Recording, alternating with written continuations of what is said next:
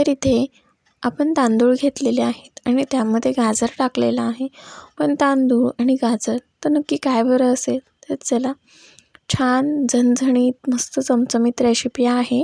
Video शेवटपर्यंत बघा, म्हणजे रेसिपी काय आहे हे सुद्धा कळेल. तर चला रेसिपीला सुरू करूया. तर इथे तांदूळ घेतलेले आहेत आणि गाजर घेतलेले आहे. गाजर घेताना वरचं साल काढून घ्यायचं आणि मग मात्र असं स्लाईसमध्ये कापायचं किंवा चौकोनी आकारात कापलं तरीसुद्धा तुमच्या आवडीनुसार तुम्ही गाजर कट करून घेऊ शकता. आता इथे जे तांदूळ घेतलेले आहेत तर हे बाजूला ठेवूया. तर इथे एक भांडं घेतलेलं आहे, ज्यामध्ये तांदूळ टाकायचे आणि तांदूळ स्वच्छ धुवून घ्यायचे. एक 2-3 वेळेस धुवून घ्यायचं, म्हणजे जे काही पांढरं पाणी असतं ते पूर्ण निघून जातं. तर इथे मस्त आपण तांदूळ धुवून घेतलेले आहेत. तर आता हे बाजूला ठेवूया आणि कुकर ठेवलेला आहे. आता त्याच्यामध्ये छान कुकर असं आपलं गरम झालं की त्याच्यामध्ये तेल टाकायचं. तेलसुद्धा व्यवस्थित असं गरम झालं की त्यामध्ये मोहरी टाकायची. मोहरी तडतडून घ्यायची, नाहीतर ती दाताखाली कचकच लागते. मोहरी छान अशी तडतडली की त्यामध्ये जिरं टाकायचं. जिरेसुद्धा व्यवस्थित फुललेलं आहे. त्यामध्ये लसूण टाकलेला आहे, तुम्ही ठेचून किंवा कट करून टाकू शकता. एक अर्धी गड्डी लसूण आहे, तर इथे कट करून वापरलेला आहे आणि 2 ते 3 मिरच्या वापरलेल्या आहेत, ज्या 2 भाग करून त्याच्यामध्ये अशा कट करून घ्यायच्या, अशा मिरच्या वापरलेल्या आहेत.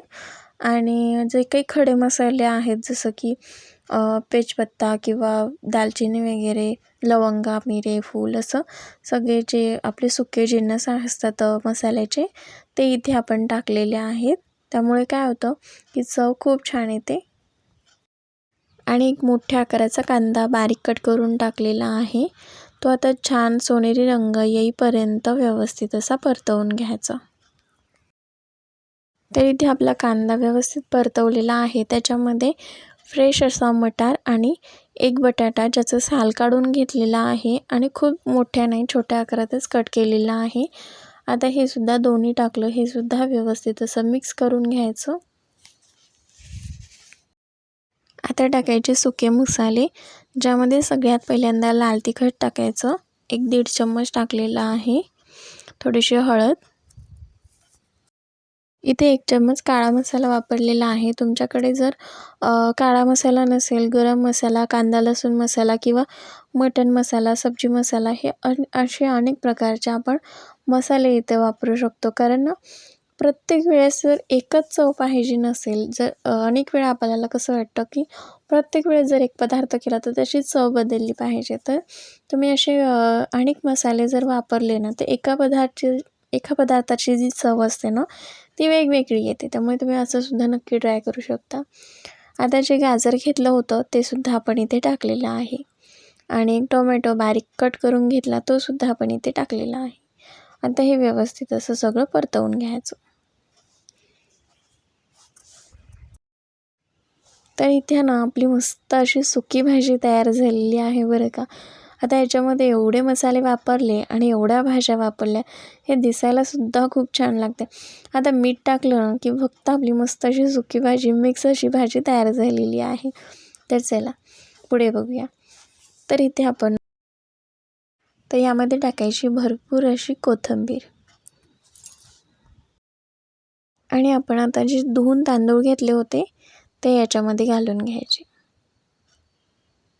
आता इथे ना आपण कोणतीही डाळ वापरलेली नाही आहे, नुसते तांदूळच वापरलेले आहेत. पण तुम्हाला हवी असेल ना तर तुम्ही डाळ किंवा जर काही सुके कडधान्य वगैरे म्हणजे जे भिजत घातलेले असतात ते सुद्धा तुम्ही वापरू शकता.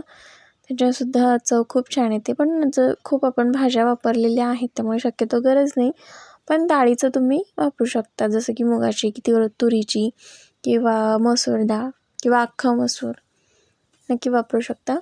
तर इथे आता हे व्यवस्थित आपण मिक्स करून घेतलेलं आहे. आता पाणी टाकायचं, ज्याच्यामध्ये तांदूळ धुतले होते त्याच्यातूनच मी पाणी टाकलेलं आहे, म्हणजे जे काही चिकटलेले तांदूळ असतात ते सुद्धा व्यवस्थित धुवून जातात. आता हे व्यवस्थित असं मिक्स करून घ्यायचं. आता इथे मी तांदूळ कोलम वापरलेले आहेत, पण खूप जास्त अशी म्हणजे पाण्याची गरज लागत नाही. त्यावरती थोडंसं तांदूळवरती थोडंसं पाणी असलं ना की व्यवस्थित आपला मसाले भात तयार होतो. तर आत्तापर्यंत आपण नाव नव्हतं सांगितलं की आपण रेसिपी कोणती करतो आहे. तर खरंच हा गाजर टाकून मसाले भात आपण तयार केलेला आहे. चवीनुसार मीठ टाकायचं. आता याला खूप जास्त अशी आपल्याला म्हणजे शिट्ट्या घेण्याची गरज नाही. अगदी 1 ते 2 शिट्टीमध्ये हा आपला मसाले भात तयार होतो. सगळ्यात शेवटी टाकायचा हा सब्जी मसाला. हा ऑप्शनल आहे, तुम्हाला आवडत असेल टाका, नाही टाकलं तरीसुद्धा आपण पहिल्यांदाच खूप मसाले वापरले त्यामुळे नसेल नाही टाकला तरीसुद्धा चालेल. बाकी जे चवीपुरतं आपण मीठ टाकलं, मिक्स करून घेतलं. आता कुकरचं झाकण लावून आता इथे कुकरचं झाकण लावून छान 1-2 शिट्ट्या काढून घ्यायच्या, खूप जास्त नाही.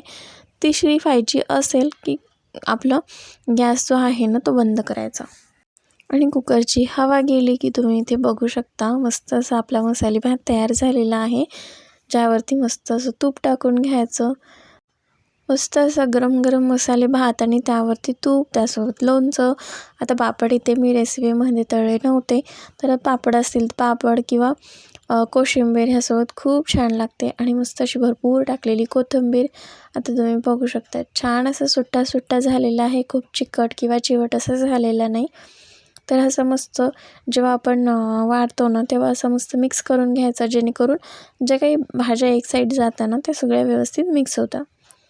तर इथे तयार झालेला आहे आपला मस्त गाजर आणि गाजर टाकून केलेला मसाले भात. मस्त अशी झणझणीत रेसिपी आहे, नक्की ट्राय करा. रेसिपी अगदी साधी सोपीच आहे. तुम्हाला जर घरच्या साहित्यामध्ये अगदी साधी सोपी रेसिपी बघायच्या असतील ना तर आपल्या चॅनलला नक्की सबस्क्राईब करा. आणि जर तुम्हाला ही रेसिपी पूर्ण आवडली असेल, बघितली असेल आणि तुम्हाला आवडली तर आपल्या व्हिडिओला नक्की लाईक करा. तर असंच भेटूया एका नवीन रेसिपीसोबत जी नेहमीप्रमाणे साधी आणि सोपी असेल. तर ही रेसिपी तुम्ही संध्याकाळच्या जेवणासाठी किंवा मुलांच्या टिफिनसाठी नक्की ट्राय करू शकता. तर आपला हा व्हिडिओ कुठून बघितला गेलेला आहे, तर कोणत्या शहरात कोणत्या गावातून बघता हे कमेंटमध्ये नक्की सांगा. तर असंच भेटूया एका नवीन रेसिपीसोबत जी नेहमीप्रमाणे साधी आणि सोपी असेल. तोपर्यंत बाय.